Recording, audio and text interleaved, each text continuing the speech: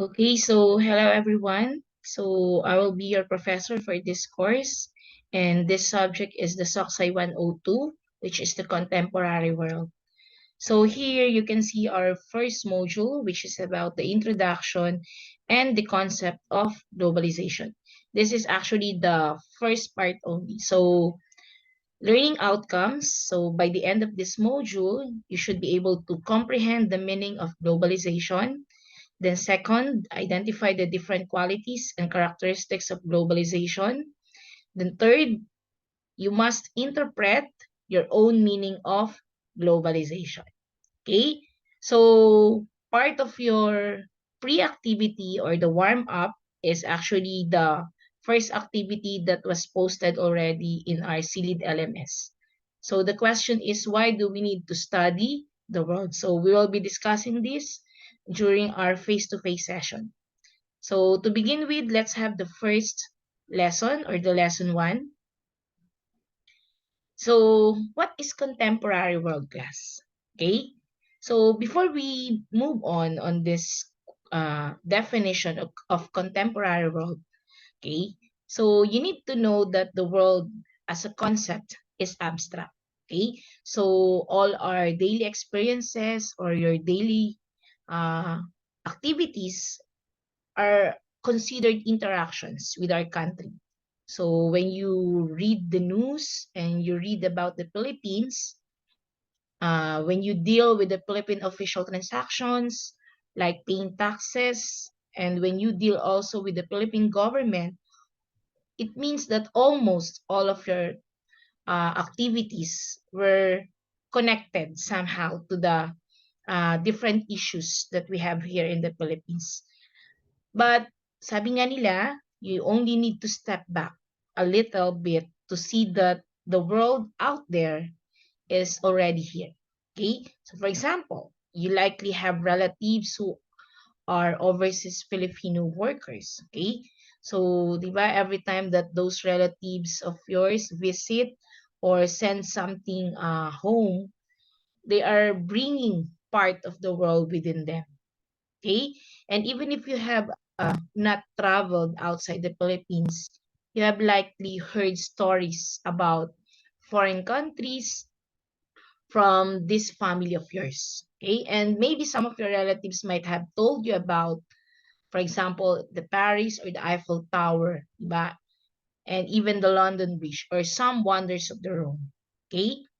Now, the reasons why you need to study the world, there are actually various reasons. Okay, so just like what I've said, uh, studying the outside world is actually a cure to what we call parochialism. Okay, so parochialism is an outlook that is limited to one's immediate community. You can actually jot down notes, class, if you want, because there are some things that I'm trying to share to you, which are not actually written on the module, but they are related to our module. Okay, so again, parochialism is an outlook that is limited to one's immediate community. Okay, and a person who is concerned only with his or her family or village or even country is what we call a parochial person. Okay? So meaning this parochial person is a closed-minded person. So class, by teaching about the world, it will stretch the limits of your imagination and outlook. Okay? So we will share with you unfamiliar ideas and cultures that somehow may spark new interests and concerns. Okay? Remember, class, not everything in this subject will really excite you, and that is fine. However, I'm hoping that at the end of this rotation, you would have discovered new intellectual interests that you will continue to pursue. Okay?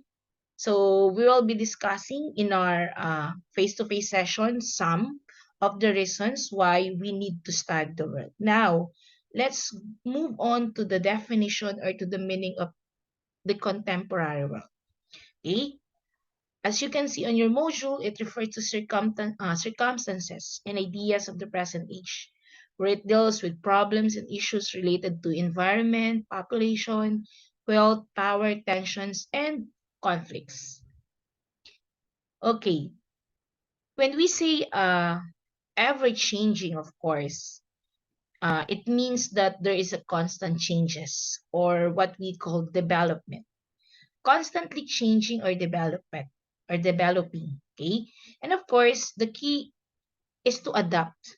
Okay, or the key is adapting to ever changing conditions. Okay, for examples, in the world that we live in, oh, as we all know, coronavirus was still there. Okay.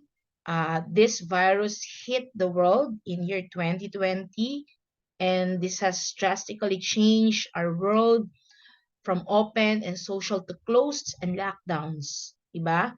This change has affected people's lives. Not only their lives, but of course their finances, their relationships, and even their children. Children are not uh, in school during those times of lockdowns, di ba? And this is actually a drastic change for all of those who are about to graduate in college or even in high school or elementary. And this has changed the world so much in so little time that no one knows for sure that it will really happen from one day to the next. Okay? Di ba? Buti na nga lang ngayon, unti-unti na tayong bumabalik ulit. Okay? Ito na yung tinatawag nating the new normal. Okay? So, why do we need to study contemporary world? First is to be aware what contemporary world problems and issues that all societies must be concerned. Okay? So again, class, we'll not be discussing only the issues and problems in our country. But of course, we will touch also the different issues and problems of the different countries. Okay? And also, the reason why we need to study contemporary world is to develop competencies. Okay? And construct knowledge about problems and issues and become aware of our roles and responsibilities as a citizen. Okay? So, whether we like it or not, or whether we accept it, we are not only uh, a citizen of the Philippines, but of course, we are now considered also as a citizen of the world. Okay? And whether you are aware of it or not, because just by living your life, you automatically think about the contemporary world. Okay? Now, let's move on to the question, what is globalization? Okay, so you can see here the various definitions of globalization. Okay, probably the question is an easy one to answer. However, many scholars gave and continue, okay, they continue to formulate definitions of it. And this resulted to different, sometimes contracting views, about the concept of globalization. Okay, so here we have globalization as a term used to describe the changes in societies and the world economy. Okay, so meaning globalization is something about the world economy or how we have this business like in terms of globalization. Globalization also is a process. Okay? And sabi rin, globalization, it manifested by the increase in interaction between people around the world that involves the sharing of ideas, cultures, goods, services, economic, political, cultural, ideological, investment, environmental, and processes aided by information technology. Okay? So these are actually uh, the definitions of globalization, okay, based from the different people who describe and define globalization. Okay? So if you are not really aware of what is globalization, okay, so actually globalization is the reason why there are McDonald's outlets in virtually every Philippine city. Okay? So remember, class, McDonald's is not really from us or from the Philippines. Okay? These are foreign uh, fast food chains, that through globalization we are now experiencing. Okay? And globalization also is the reason why there are Jollibee branches too in some big cities around the world where there are many Filipinos. Okay? Napakadami. At I think the latest one is the US, di ba? Meron na ring Singapore, Middle East, and a lot of countries all over the world. They're now also experiencing Jollibee. Okay? They can now eat Jollibee even if they're not in the Philippines. Okay, now let's move on to free trade because sabi nga natin, globalization is about the economic world. Okay? These are some of the important terms that you need to remember as we go along with our discussion. Okay? So free trade is known to be an exchange or policy of goods and products between nations without tariff or tax. Okay? So that is what we call free trade. So meaning when we say free trade, we can also call it as a laissez-faire. Okay? So the free trade is also called as laissez-faire. So this is a policy by which a government does not discriminate against imports, or interfere with exports by applying tariffs. When we say tariffs, these are the taxes, okay? So meaning, si free trade, here in free trade, countries can actually import and export goods without any tariff barriers or other non-tariff barriers to trade. Okay? So that is what we mean by free trade. Now, we also have this another term that you need to know, which is the social movement. Of course, when we say social movement, we are just referring to the movements of people where people and organizations, of course, advocating for positive social change through a variety of means and approaches. So this is what we mean by social movement. Then we have also the regulation, liberalization, and privatization. So as you can see, the regulation is the process, of removing or reducing state regulations. Okay? Typically in economic sphere. Okay? So ito yung pag-loosen or lift of government regulations. Of course, usually this is to favor private corporations, flexibility of operations, and profitability. Okay? So liberalization is also a process, or policy of removal or reduction of restrictions or barriers on the free trade between nations. So, in short, si liberalization, this is the removal of controls, ginagawa to class so that we can actually encourage economic development, So, sa economics, okay, pag sinabing liberalization or the economic liberalization, this is the lessening of government regulations and restrictions in an economy in exchange for greater participation by private entities. Okay? So, ginagawa natin yung deregulation na tinatawag so that we can actually encourage more business, okay? Para mag-invest or more investors to invest in our country. Okay? So, that is what we call by deregulation. And that is also the liberalization. Now, when we say privatization, it is a process or policy of subjecting an industry or service to private control and partnership. So meaning, privatization is the transfer of ownership, property or business from the government to the private sector. Okay, that is why it is termed privatization.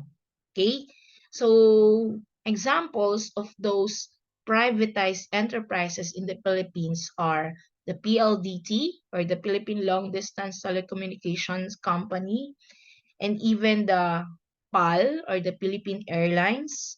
Okay, so these are some, of the government agency before that are now considered as a private sector. Okay, and it happened through this process, what we called privatization. Okay, so That's privatization. Now, of course, we need to know when did globalization start. Okay, so we have here the international trading system.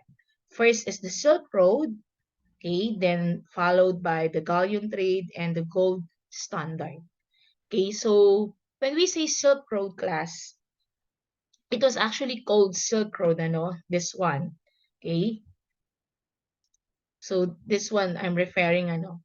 So it was actually called as Silk Road because one of the major products, ano, traded before was silk cloth from China. It was actually the cloth from China. Okay? And the Silk Road was built to connect China to other kingdoms, throughout Asia and into Europe. Okay? So China to Middle East and Europe. So the Silk Road gave passage. So it became the bridge, or the passage to raw materials and finished goods, but also to ideas, inventions, and even in religion. Okay? So that's how the globalization started. Okay? And of course, after the Silk Road, we have this what we call the galleon trade. Okay? So I know some of you are familiar with galleon trade or yung tinatawag nating the kalakalang galleon, during the Spanish era. So for 250 years, Spanish ships crossed the Pacific Ocean and traded in various goods such as the spices, cotton, jade, ivory, silk, and gold. Okay? So this was actually the trading happened in the Manila port. Okay? And from Manila port going to Acapulco, Mexico. Okay? So ganun yung kung paano at saan dinadala yung mga goods na galing dito sa Pilipinas. Okay? So that's the another ano event that happened before and how this globalization started. Then after the galleon trade, we have this what we call the gold standard. Okay? So when we say gold standard, the gold standard actually class is a monetary system.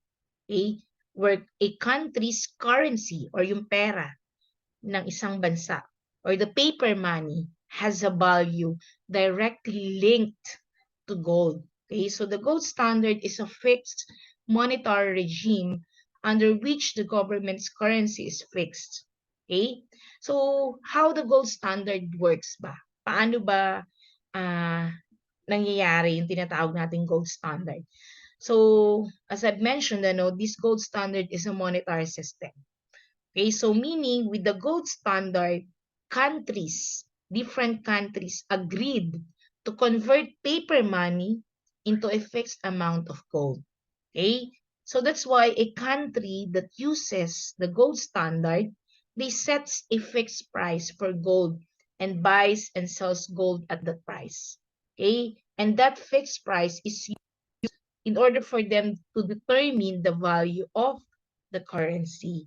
Okay, so that is what we mean by gold standard. So meaning these three international trading system, this is how globalization started. Okay, now sabi nga natin, in this module we will going to determine the different conceptions of globalization. Okay, so again, on globalization as a contested concept, that's according to Manfred Steger, it remarks that since its earliest appearance in year 1960s, this globalization has been used in both popular and academic literature to describe as a process, a condition, a system, a force, and an age. Okay? So again, globalization can be a process, it can be a condition, it can be a system, a force, and an age. And that's the concepts of globalization. Okay? So such definitions, of course, covers what the European Union calls as the four freedoms. Okay? So I don't know if you are familiar, of what is the European Union, but of course, the European Union class is a political and economic union of 27 member states, that are located primarily in Europe. Kaya nga siya, the Union of Europeans. So basically, these are located primarily in Europe. And of course, who are those EU countries or the European Union countries? Okay, some of them are the Austria, Denmark, Finland, France, Germany, Greece, Hungary. Okay, so, actually, those are 27 member states. But those countries that I've mentioned, yan, lahat sila kasama. Italy, Spain and Sweden, Poland, they are all included on those 27 member states of the European Union. Okay? So, and of course, according to the EU, these are the four freedoms. First is the free movement of goods or products. Second is the services, then capital or investment. Then, of course, the next is the person. Okay? So let's now talk about the European Union. Yan. These are what I've mentioned. So the European Union is an agreement in which countries voluntarily decide to build common governmental institutions, okay, to which they delegate some individual nations sovereignty so that decisions can be made democratically or a higher level of common interest for Europe as a whole. So these are the four pieces according to for freedoms rather, according to the European Union. So when we say free movement of goods or products, so this is facilitated by liberalization or the abolition of tax on the imported goods. So as we mentioned earlier, this is the tariff or the taxes. Okay? So kaya nagkaroon ng liberalization so that we can actually have the free trade. Then of course, the free movement of capital or investment. So it is implemented that through the regulation or what we mean by lifting or loosening of government regulations and policies. So through this free movement of capital or investment, uh, there's a lifting of strict banking and financial regulations. And the reason why is because they wanted to encourage investors, more investors to invest, and retain their ability to pull out their investments at any time with ease. So, di ba, if you are an investor, of course, and you want to invest in a certain country, syempre, you want to be sure also that you can actually pull out your investments anytime. Okay, for example, nagkaroon ng war in a particular country and you're one of those investors na nag-invest doon, syempre, you want your investments to be secured. Okay? So that's why ginagawa tong free movement of capital or investment. Then another is the free movement of persons. Okay? Uh, which is achieved through loosening or abolition of visa restrictions and barriers to migration, of course. So like in US before, di ba, during the time of Trump, di ba, medyo naghigpit sila nga. Okay? And because of that, nahirapan, nagkaroon ng tinatawag na nawalan ng free movement of persons because medyo nahirapan nga sila dahil masyadong tight and strict yung kanilang process in getting a visa. Okay? And even in North Korea, hindi ganun kadali, di ba? Ang pumasok din. Okay? Because they have this strict, napaka-strict nung kanilang mga policies and regulations there before ka pa makapasok dun sa bansa. Okay? So again, that's the free movement of persons. Okay? You will achieve this if you will loosen or abolish visa restrictions and barriers to migration. Okay? So class, when we say migration, this is the movement of people from one area or place to another. Okay? So that's migration. Okay, then another thing is what we call the liberalization, and deregulation. So I already mentioned this earlier, but again, these two are processes, which are economic processes that typically require special laws or policies. Okay? Now, these are also a contested concept, of what is globalization. Okay? So they're telling that globalization first appeared in the 1940s but did not gain widespread traction until its 1990s na. So it is sometimes mistaken for an unstoppable juggernaut Americanizing the world. So alam naman natin, di ba, that most of the countries all over the world, they're really admiring US, 'di ba? So like the Philippines, mga Pilipino gusto nila kung ano rin yung meron sa state, parang gusto nila ma-experience din, 'di ba? Okay? But however, a more nuanced understanding of the interactions between the local, national, regional, and global, okay? So this is what we call globalization. Okay, and indiscriminate use of a word globalization is really confusing. Okay, now these are some of history of globalization. So you can actually read this naman. And of course, let's talk about na lang this one, which is the issues and conflict on the idea of globalization. Okay, so these are some issues, class, and conflicts on the idea of globalization. So again, first is the migration and outsourcing of jobs. So I've mentioned kanina lang that when we say migration, it is the movement of people from one area or place to another. Okay, and that's one of the conflicts and issues on the idea of globalization. And even outsourcing of jobs. When we say outsourcing, class, this is actually a practice, which is usually undertaken by companies as a cost-cutting measure. So, halimbawa, medyo gustong makatipid ni company instead of mag-hire or yung mga hired employees niya, yun yung gamitin niyang as workers, ang ginagawa ng ibang companies, they will hire employees through agency. So, yon. So, that's one way of outsourcing. Okay? Nagko-cost-cutting measures sila.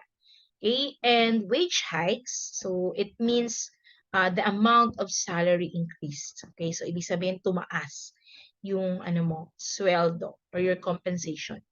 Then when we say privatization of industries and services, so again, services and industries from the government to private sector. Just like what I mentioned earlier, privatization is a process, from government agency, then it will turn to a private sector.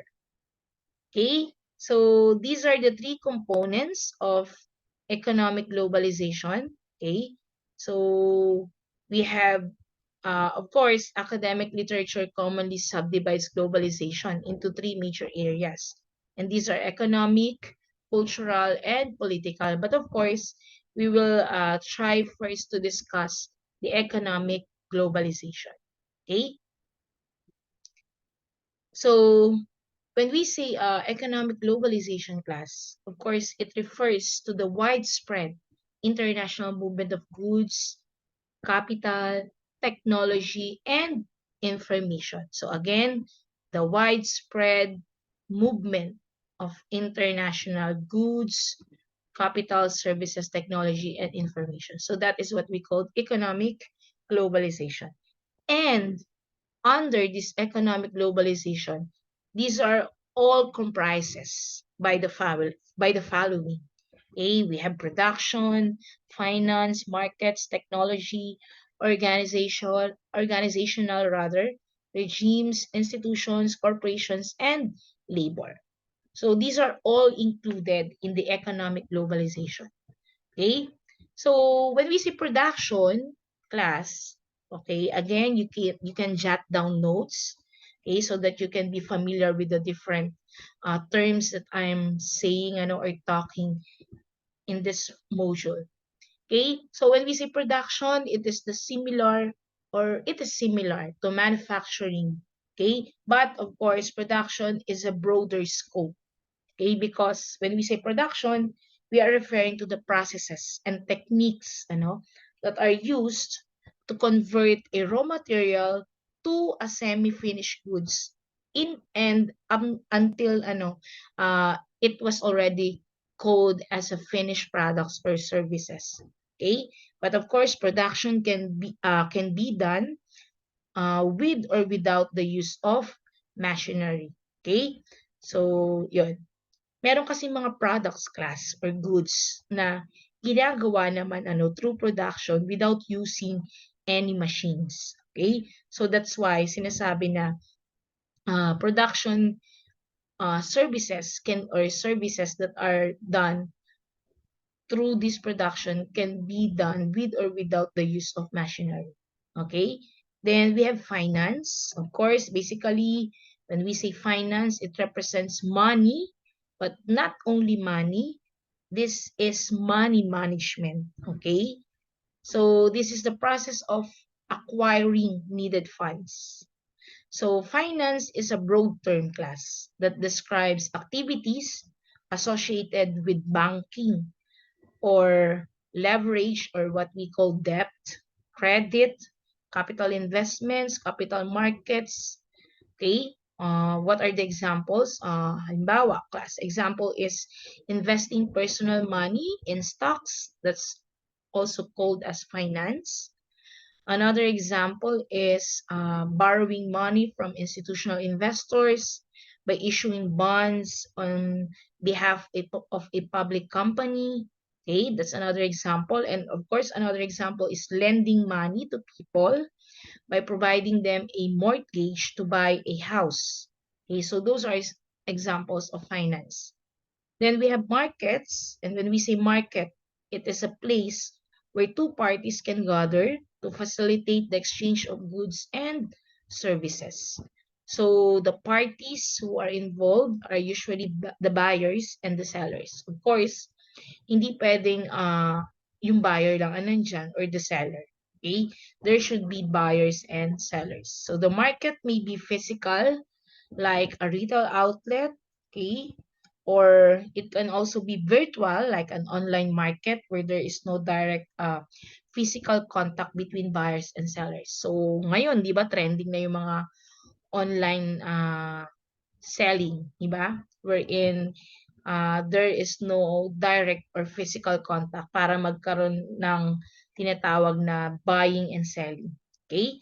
Then of course, the next is technology. And of course, when we say technology, these are not only about gadgets or the different technologies that we have, but when we say also technology, we are also referring to the skills, methods, and processes used to achieve goals. Okay, so people can use technology so that they can be able to produce goods or services.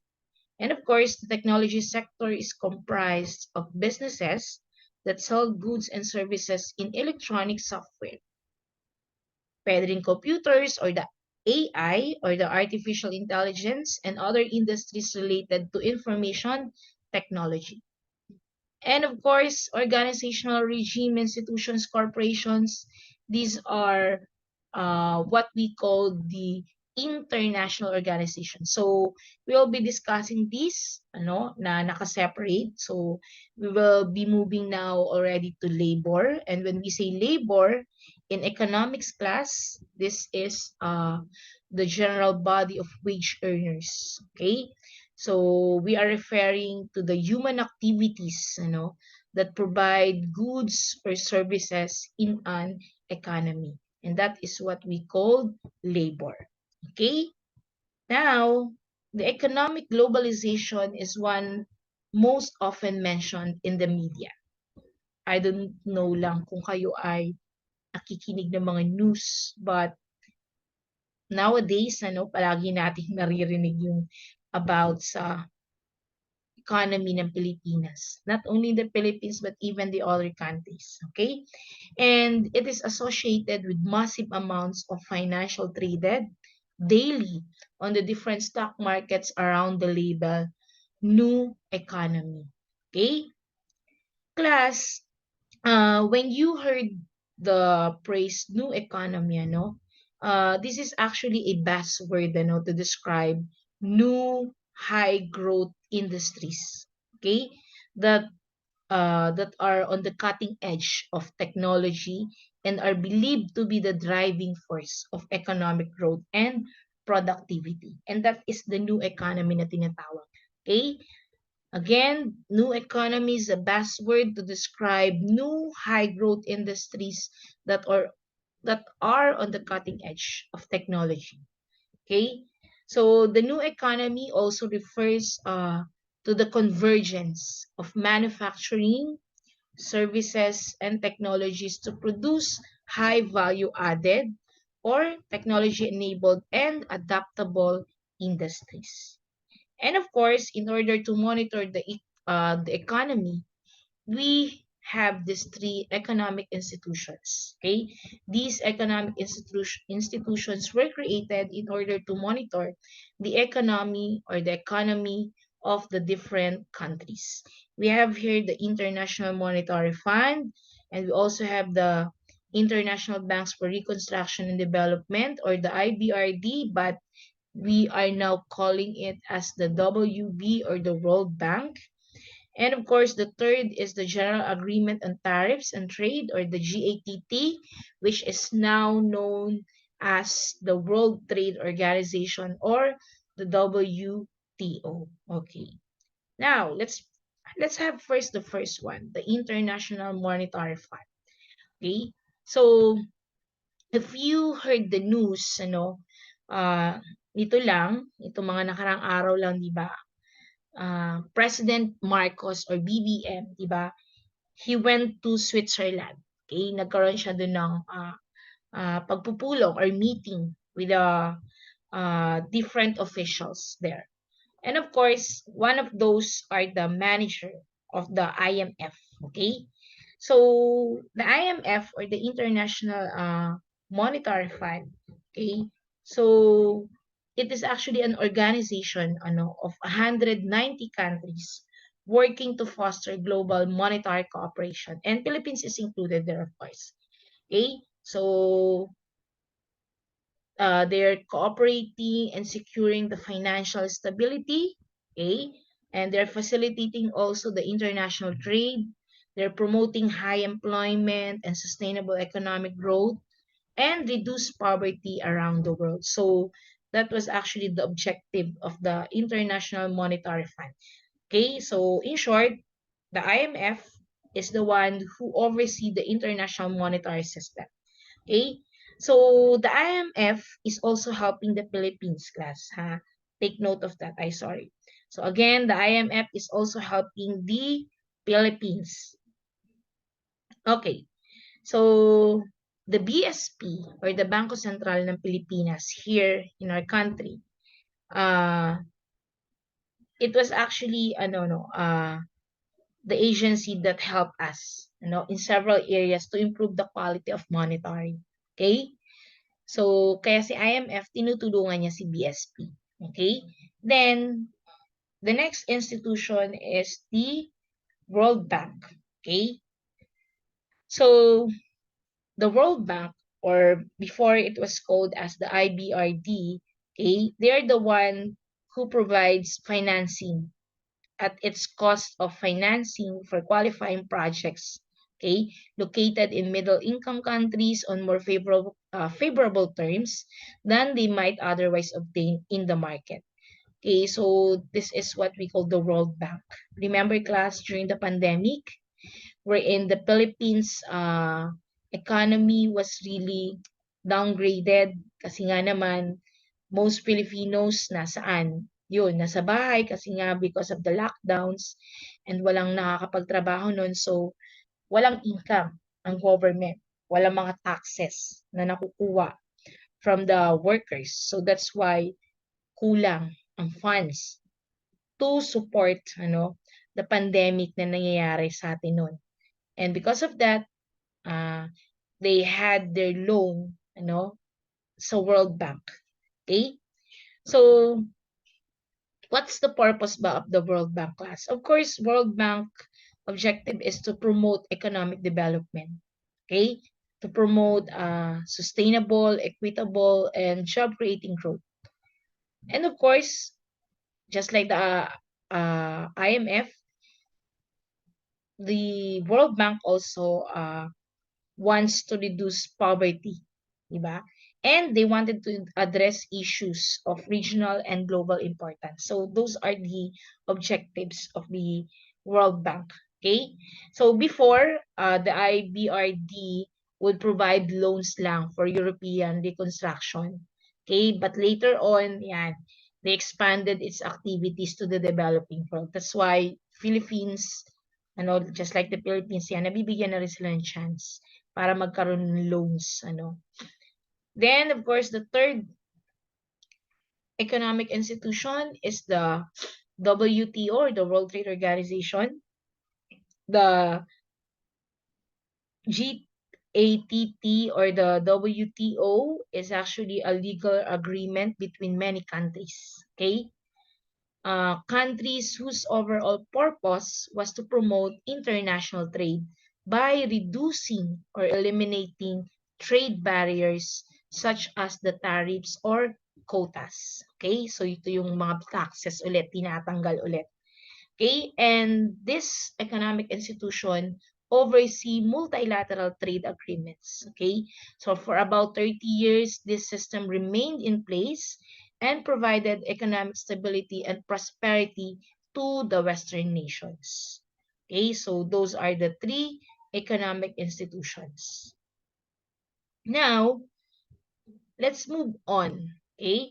So those three economic institutions were actually the factors that helped lay the rationale for the founding of what came to be known as the Bretton Woods system. Okay? Which replaced the gold standard and aided capitalist countries toward achieving closer economic integration. So the continuation of the Bretton Woods system is actually on the lesson 2. Okay? So, but again, before we go to the lesson 2, just a reminder, this is the output that you need to do for this lesson 1. Okay, now let's move on to the lesson 2. Okay, okay. So this will be the lesson 2, and I will be discussing this on my next video lecture para naman makat ko to kasi medyo mahaba na din. Okay? So please kindly try to watch the lecture, okay? And please study hard, okay? Thank you so much, and I'll see you on our face-to-face session.